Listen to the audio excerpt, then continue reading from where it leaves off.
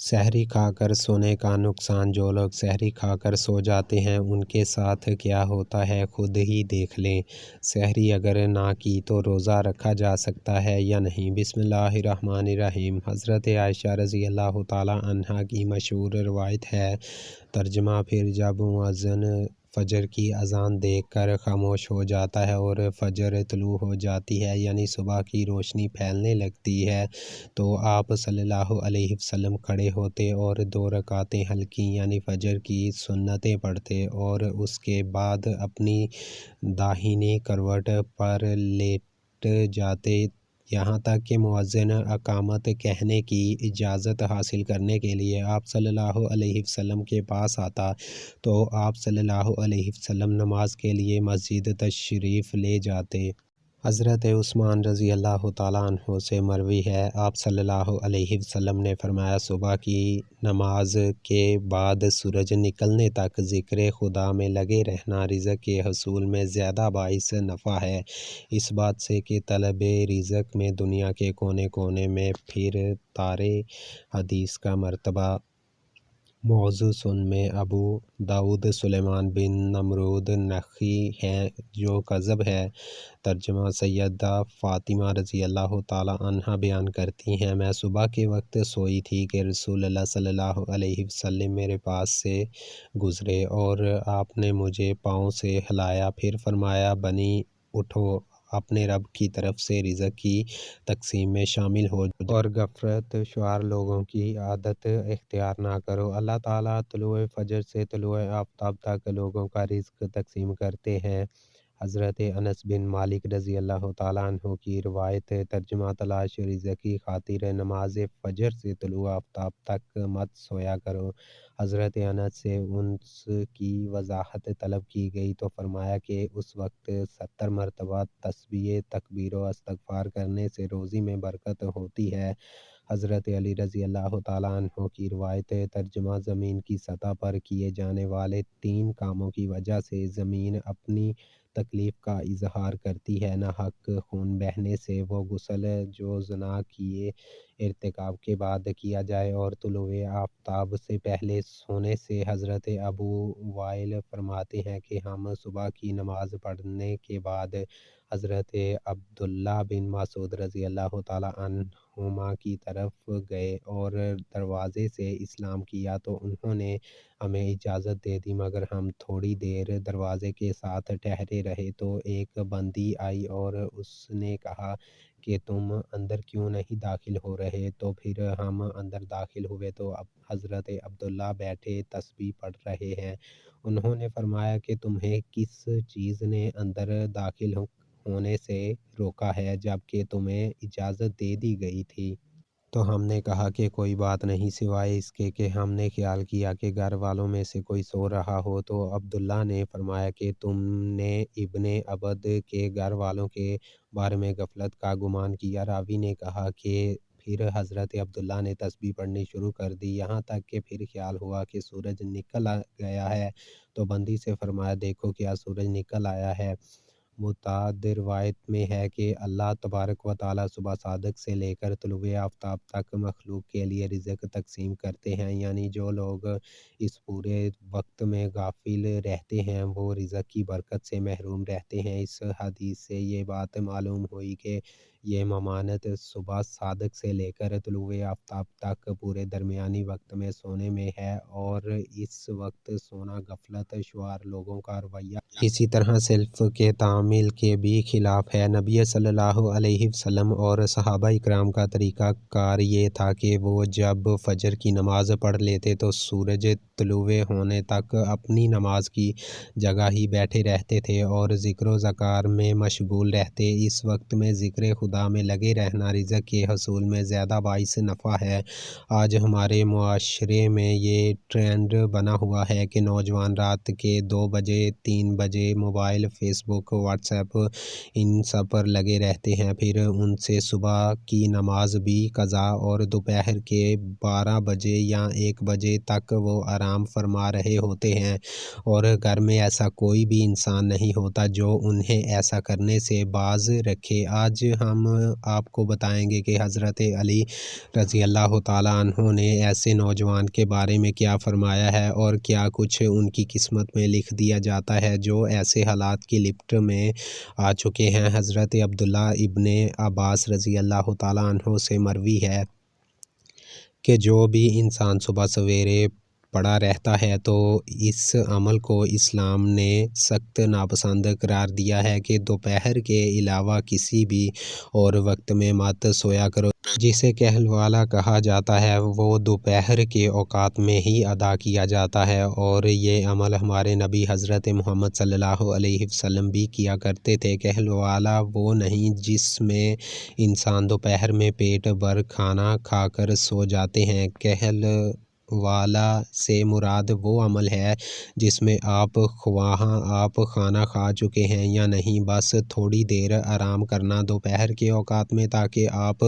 کا جو باقی کا دن ہے وہ صحیح سلامت گزرے اور آپ کے دن کے باقی حصے میں آپ اچھی طرح اپنے کاموں کو سر انجام دے سکیں۔ حضرت علی رضی اللہ تعالیٰ عنہ نے فرمایا کہ میں نے اللہ کے نبی صلی اللہ علیہ وسلم سے سنا تھا، کھانا کھا کر فوراً نہ سویا کریں، کیونکہ اس سے انسان کے دل میں بھی سختی پیدا ہو جاتی ہے، اور آج کی تاریخ میں تو یہ بات اس حد تک گہرائی تک آ پہنچی ہے کہ یہاں پر ڈاکٹرز کا بھی یہ ماننا ہے کہ اگر انسان کھانا کھا کر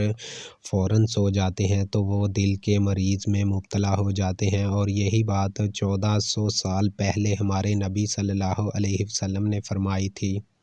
اب آتے ہیں حضرت علی رضی اللہ تعالیٰ عنہ کے اس ارشاد کی طرف جو انہوں نے فرمایا تھا جب ایک مرتبہ حضرت علی رضی اللہ تعالیٰ عنہ کی خدمت میں ایک شخص حاضر ہوئے اور فرمانے لگے، یا علی، صبح سویرے جو انسان سویا پڑا رہتا ہے اس کی قسمت میں کیا کچھ لکھا جاتا ہے؟ تو جواب میں حضرت علی رضی اللہ تعالیٰ عنہ فرمانے لگے، اے اللہ کے بندے، میں نے اللہ کے نبی صلی اللہ علیہ وسلم سے سنا کہ جو بھی انسان صبح کے اوقات میں سویا پڑا رہتا ہے اور وہ فجر کی نماز بھی قضا کر بیٹھتا ہے اور پھر وہ فجر کی نماز ادا کر کے سو جاتا ہے، تو جب فرشتے آسمانوں سے ان کے مقدر کا رزق لے کر زمین کی طرف آتے ہیں اور وہ رزق انسانوں میں بانٹتے لگ جاتے ہیں تو وہ انسان سوئے ہوتے ہیں۔ اسی وجہ سے وہ فرشتے وہ رزق واپس اپنے ساتھ لے کر آسمانوں کی طرف لوٹ جاتے ہیں، اور جب وہ نیند سے فارغ ہو کر اٹھتا ہے، بیدار ہوتا ہے، تب ایسے لوگ رزق کی تنگی کی شکایت کرتے پھرتے ہیں۔ آپ نے دیکھا ہوگا کہ جب اکثر لوگ رزق کی تنگی کی شکایت کرتے ہیں، آپ ذرا ان سے پوچھ کر دیکھیں، یہ صرف ایک آزمانے کے لیے آپ پوچھیں تو صحیح، آپ جب ان سے پوچھیں گے کہ صبح کتنے بجے اٹھتے ہو تو وہ آپ کو جواب میں لازم یہی کہیں گے کہ ہماری تو آنکھ سویرے کھلتی ہی نہیں، ہم صبح اٹھتے ہی نہیں، اٹھنا بہت مشکل ہے ہمارے لیے، لہٰذا یہی وجہ ہے جس کی وجہ سے وہ رزق ان پر تنگ کر دیا جاتا ہے، اور پھر وہ تنگ دستی اور بے روزگاری کی شکایت کرتے پھرتے ہیں۔ تو آپ سے گزارش ہے کہ آپ سویرے اٹھا کریں، آپ سویرے نماز ادا کریں اور کوشش کریں کہ مرد حضرات جماعت کے ساتھ نماز ادا کریں، پھر قرآن کی تلاوت کریں، اس کے بعد آپ اپنے دن کی شروعات کریں۔ اب آپ دیکھیں گے کہ کیسا آپ کا دن گزرتا ہے، آپ کے دن میں برکت ہوتی ہے، اور جو لوگ 12 بجے یا 1 بجے اٹھتے ہیں ان کے حالات کچھ یوں ہوتے ہیں کہ ان کے دن کے کچھ کام بھی انہیں سمجھ نہیں آتے، وہ یہ جان ہی نہیں پاتے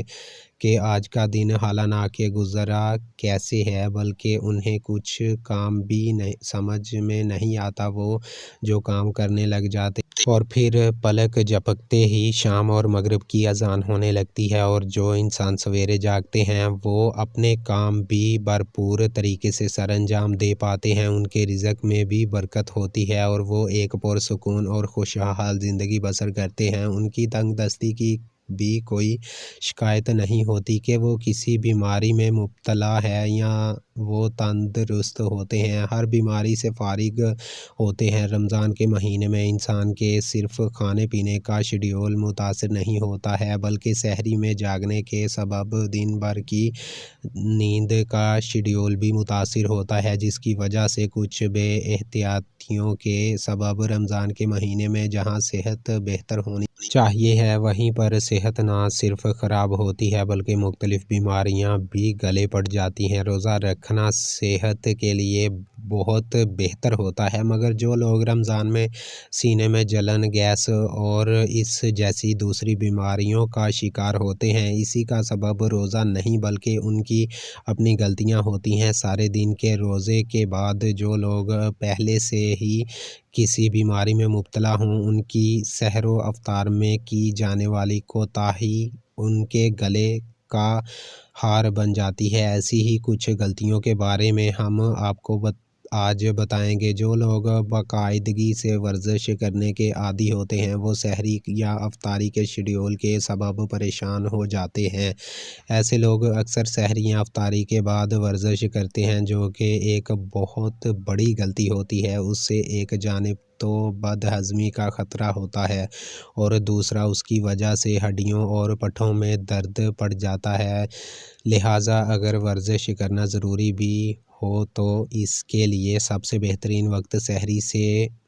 پہلے کا وقت ہوتا ہے، کیونکہ اس وقت میں انسان کا معدہ خالی ہوتا ہے اور صحت کے لیے بہتر ہوتا ہے۔ کچھ لوگ رات میں دیر سے کھانا کھا کر سو جاتے ہیں اور نیند کی وجہ سے سحری نہیں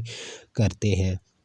سحری چھوڑنے کی وجہ سے روزے کا دورانیہ بڑھ جاتا ہے، جو کہ جسم کی اندرونی کمزوری میں بہت زیادہ اضافہ کر دیتے ہیں، جس سے نہ صرف چہرے کی چمک دمک مانند پڑ جاتی ہے بلکہ قوت مدافعت میں بھی کمی واقع ہوتی ہے۔ اس وجہ سے بہتر یہی ہوتا ہے کہ سحری کے وقت بھلے ایک گلاس پانی کا ایک کھجور ہی کیوں نہ کھا لی جائے مگر لازمی طور پر سحری کی جائے۔ افطاری کے بعد پیٹ میں جب دن بھر کے بعد غذا جاتی ہے تو انسان سستی کا شکار ہو جاتا ہے۔ اکثر لوگ افطار کے باری بھر کم کھانے کے بعد سونے لیٹ جاتے ہیں اور ایسی ہی غلطی لوگ سحری کے وقت بھی کرتے ہیں اور کھاتے ہی سو